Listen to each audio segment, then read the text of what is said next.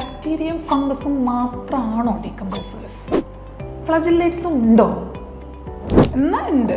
NEET സ്കോറിന്റെ back ബോണാണ് biology. ആ ബയോളജിക്ക് ഫുൾ അടിക്കാൻ കുറച്ച് ടിപ്സ് പറഞ്ഞു തരട്ടെ. നമ്മൾ കുറേ മോക്ക് ടെസ്റ്റുകൾ എഴുതിയിട്ടുണ്ട്. അപ്പോൾ അതിൽ തെറ്റിയതും വിട്ടതൊക്കെ ഒന്നും കൂടെ നമ്മൾ കടന്നു പോകണം. അതുപോലെ എക്സാം എഴുതുമ്പോൾ നമ്മൾ ഗസ് ചെയ്തിട്ട് ശരിയാക്കിയ ചോദ്യങ്ങൾ ഉണ്ടാവും. അത് ഒന്നും കൂടെ ആ പോർഷൻസ് വായിക്കാനായിട്ട് ശ്രമിക്കുക. ബയോളജി ക്വസ്റ്റ്യൻസ് നമ്മൾ വായിക്കുമ്പോൾ എല്ലാ ഓപ്ഷനും ഒന്ന് ഫാസ്റ്റായിട്ട് റീഡ് ചെയ്യണം. കാരണം ഒന്നാമത്തെ ഓപ്ഷൻ ശരിയാവുമ്പോൾ ചിലപ്പോൾ തേർഡിൽ കിടക്കുന്ന ബോത്ത് ഓപ്ഷൻ കറക്റ്റ് ആയിരിക്കും.